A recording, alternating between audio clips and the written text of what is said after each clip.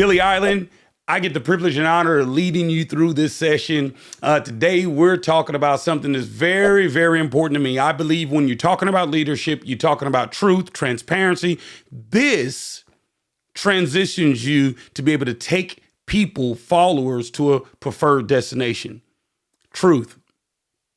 Being able to be a person that has a standard. Transparency. Being open and honest. And these transitions cause you to be able to take people to a preferred destination. I've always heard by a virtual mentor of mine, you don't always have to be right, but you do need to be real. People follow people that are real. You may not always be right. And so today I have someone, a good friend of mine, asking me some questions about a word. This word is authenticity. It's a big word for being just real, man. And so today as I get these questions are going to really resonate in your heart. Now, I want you to comment. What does that word authentic mean? Being real, what does it mean? What does it mean to you in a world that's a lot of things are fake? You're questioning what's real, what's fake. And so I want you to comment in the section about authenticity, what it means to you, how it's impacted your life, and how you feel that it can impact others. So we're going to dive right into it with these questions. It's really, really going to be some fun. Okay, first question, what does it mean to be authentic to you? What does it mean to be authentic to me? Real good question. I think that authenticity is to be liberated, to be free of the bondage of others' expectations, having the weight and the burden of trying to please everyone, trying to make sure that you're tasteful to all people. Now, one of the things I want you to do, I don't want you to give me any pushback on this, because obviously there's a balance. You know, you want to be a healthy spouse. So, yes, you be real. But if you're married, obviously you evaluate how it affects someone else.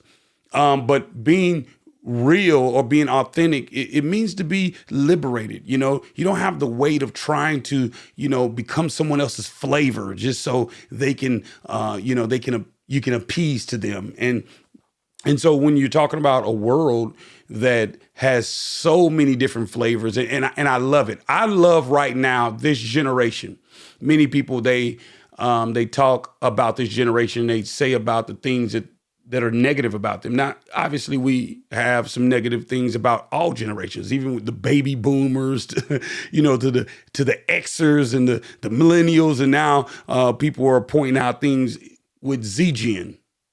The Z Gen, I believe they are really so blessed because, man, it seems like they have been, the group that graduated, during the pandemic, that some of them, had to do virtual classes, and so they've had to find their authentic self, through all of this mess. And it seems as if, they've seen social injustice, through the George Floyd murder and through just so many things that have happened in their lifetime. And so them being authentic, it seems like it's more pure. I don't know. It seems that the creativity they have is so pure. And so I think that that's a word that comes to my mind when you think about being authentic is being pure. Being pure and being just a liberated person that don't have to be bound and shackled by anyone else's thoughts, their views. And so give me a little feedback on what you think about what authenticity means as well. Yeah. Okay. That being said, in what way do you think authenticity is liberating? Yeah. So when I hear that question, because I feel like it's a good question, people, they move with less weight. You don't have the pressure. It's liberating because you don't have this pressure of trying to be someone that you're not. You can go to work and you can, bring your own creativity. Now it's totally different. It's diverse. And that's what I love about diversity is that, you're being who you are. I mean, sameness or conformity, it brings death. But when you're being your authentic self, it just really brings so much liberation and freedom to a person that can truly say, you know what, I may not be you, but I can bring me to the table. And this is a little encouragement for any young leader out there. A young leader that feel like they need to fit the mold of every other person. Like, or you see someone online or you see someone in social media and you begin to start thinking like, well, maybe I should conduct myself like this to get likes or get views or to get, to get into that room, to get that acting gig, to get that modeling gig, or maybe so my YouTube page can, pop. I think it's so liberating when you can just say, you know what, I'm going to be me. This is who I am. And when I bring that to the table, I'm going to tell you, when you bring that to the table, your true authentic self, when you bring that to the table, people sense it. They can feel it. You don't get a lot of pushback in that area. And so it brings freedom. It frees you from depression. It frees you from depression because you don't have to begin to start overthinking, and it frees you from anxiety because, you don't have to, become anyone else. You don't have that pressure. You don't have that overwhelming, analytical thought because I don't have to think about it. I'm me. I'm who I am, And so I think that is so liberating in a culture, in a time and in a season where, authenticity, it's kind of foreign. If you look at it, everyone is doing the same reel that goes viral. Everyone is doing the same, vibe. And I'm not against that because it's a lot of fun and taking the reels and, whatever beat or, whatever new thing that's going. And it's a lot of fun. Enjoy yourself. I'm not saying that you're trying to be someone else, but so many times things are trying to box us without us even knowing it. It's trying to box us. I mean, think about this. How many people may go online, and if you don't think like me, you don't vote like me, you don't act like me, you don't look like me, then we become enemies. And we, just because we disagree. And so what that's doing is taking away authenticity because, I can't be me without you being upset at me. I can't be, who I am or my thought. And so that's what the enemy wants to do, is rob us of authenticity. And so be real, be truthful, be transparent, be who you are. And I'm telling you, that's where the liberation is. Very, very good question. Yeah, I like that. Okay, so what do I do about rejection or a lack of acceptance in myself? So when we're talking about rejection, we're talking about a lack of acceptance of oneself. When you bring your authentic self to the table and you begin to start getting backlash and people begin to start talking negative about who you are. I love that question because rejection is bound to come. As a matter of fact, you can't truly be accepted until you've been rejected. I know that sounds odd, but how can someone accept you if they haven't rejected something or they haven't rejected someone? When you're rejected, it's very important for you to just, take in this truth. I am not for everyone. I like to look at it like this. When I go to Burger King, I just rejected Pizza Hut. When I go to Pizza Hut, I just rejected McDonald's. So it's not personal. I just didn't want McDonald's today. Now, I don't go to McDonald's and say, hey, I want a pizza, and McDonald's workers go back and scrounge together and try to, fit the mold that I want to put them in. No.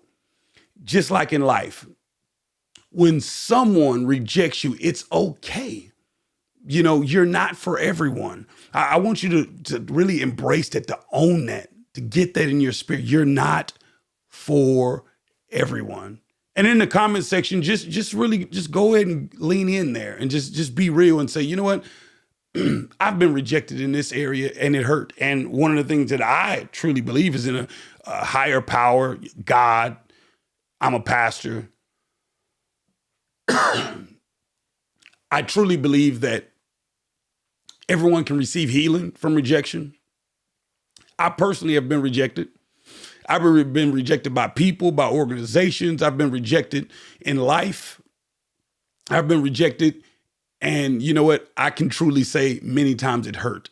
But now, from the lens that I see things through now, through a leadership lens, I say, well, you know what? My leadership style may not be compatible to everyone, but there is someone that is drawn to my likeness and to who I am. And so what I want you to do is I want you to get this. When you're rejected, accept that. Accept that you're not the only one rejected. You're not the only one that is, missing the mark in someone's eyes, because in reality, you reject someone. And it's okay. It's not personal. So I think that in being your authentic self, it comes with it. Rejection comes with it. And when you come to realize I don't have to be everybody for somebody, I just have to be who I am. And when I'm bringing who I am to the table, there's someone that's going to accept me. There's going to be someone that loves me. And oh yeah, there's going to be someone that rejects me. And that's okay. I come to accept this in leadership. I say, you know what? If I can die, and when I die, I come to the conclusion that the people that know me best, love me the most, I can be okay with that. The people that know me the best, love me the most. So you have an inner circle, you have family members, you have people that God has designed for you. People have been attached to you and connected to you, and it's a relationship that you know that matters. It could be your spouse, it could be your children, it could be your parents, it could be your siblings, it could be your co-workers, it could be the people that you lead in your startup business. But no matter what, if you get around these individuals and they have been doing life with you and they've accepted you, make sure that the people that know you best love you the most. And as you embrace that, just lean into the fact that there's going to be a lot of people that reject me. Authenticity. I have hung my hat on that word. Authenticity is a word that I've hung my hat on. I've hung my leadership on. I've hung my ministry on, my marriage on. I take that word at face value. That one, yes, it's being real. It's being truthful. It's being transparent. It transitions me into making sure that I can get people to a preferred destiny instead of trying to be everybody for everyone. I just need to be me. And as I bring me to the table, God has created a lane. He's opened a door for me. I mean, somewhere he's provided a door for me to walk through, and only I can walk through there, and I can be the only one to fulfill that particular destiny. Today, I want you to know that leadership is not about trying to be someone else. It's not even about trying to break the mold. It's about being consistent, being deliberate, being intentional, and being your authentic self. I'd like to get a lot of questions from people in the comment section. I've interviewed people about, leadership. I've talked to people over time about leadership. And I want to ask you, what would you like for me to discuss about leadership in my next episode? What would you like to hear about? Because one of the things that was on my heart today was authenticity. And ask yourself, am I authentic? Do I go into different rooms and become a different person? Do I go into different spaces and recreate myself and morph into what others want me to be? And if you are, that's too exhausting. It's too depressing. It gives you a lot of anxiety when you aren't who you truly are. And people, they know. They know the real. They know the real when they recognize it. And I really challenge you to just be who you are. As a matter of fact, I've heard this statement and I've repeated it over and over again. God cannot bless who you pretend to be. God bless the real you. The real you. God, if you're being fake, God's like, who do I bless? Do I bless that guy? Do I bless her? I mean, who is it? God has a blessing with your name on it and with your identity on it. But you have to be the authentic you in order to receive that blessing. As you lead today, as you lead your family, as you lead your marriage, your children, as you lead that startup business, as you lead your ministry or your church, as you lead your small group, I'm here to tell you that bring your authentic self to the table. Be real. People will respect you for being real, not for you always being right. Often I'm wrong. And that transparency, that truthfulness transitions me into being able to lead people to a preferred destination. How do you lead? What is your leadership style? Is it being domineering? Is it being transparent? How do you lead? Do you lead from an influential standpoint? There's two different styles that I want to talk about today real briefly when we're talking about an authentic leader. You have the style that was somewhat like George Bush Jr. George Bush had a very domineering style. George Bush, he was authentically himself, and he has so many skills, so many leadership abilities. George Bush would have a stance from leadership like this. This is where we're going, and you guys are all going to jump on board. And he was like, this is where we're going. He was very confident in who he was going to be. I mean, who he was going to be and where you were going to go. And if you wanted to be involved, be involved. If you didn't, oh well, but this is the direction we're going. There's another president, Bill Clinton. Bill Clinton had a way of leading like this. Hey, you know what? We're heading in this direction. Man, we can't get there without you. We really love. He had the inclusive leadership style. The inclusive leadership style. It was authentically him. See, well, George Bush, he couldn't go up and lead like Clinton, and Clinton could not lead like George Bush. They had to authentically be who they were, and it worked on both ends. Bush, he led, and Clinton led our great nation, the United States of America. Now, obviously, we can say that we have disagreements on both sides, and that's not what I'm trying to, highlight today. What I'm highlighting is each had different leadership abilities. Each seen the world from a different view in the style of leadership. But both of them were exactly who they were supposed to be.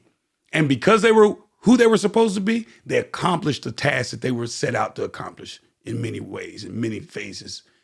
I want you to identify who you are. I want you to really go into a deep dive of seeking out, who am I? Because once you identify who you are, God will be able to give you the ability to lead people with that very identity that you found out about yourself. Don't ever begin to start evaluating yourself and say, no, I could never lead. You can lead by being exactly who you are. You can lead others. And as a matter of fact, I would go to venture and say that you're probably leading in some type of capacity right now, whether you know it or not. People are watching you because leadership is simple. It's influence. It's nothing more. It's nothing less. So today, as you begin to identify your leadership style, who you are, lean into that. Be who you were created to be. Lead from a place of authenticity. I always love for you guys to join us. I love when you take out time and you say, I'm going to invest in my leadership with these small deposits that we give you. Remember, today we're talking about authenticity, and I want you to comment in the comment sections how authenticity have changed your life and how you want to go on a journey to be more authentic. I want you to share, rate, review, and make sure you turn on that notification button so you can get all the content that we deposit into your life. It would mean the world to us for you to share this. Leading Through with Billy. The word today, authenticity.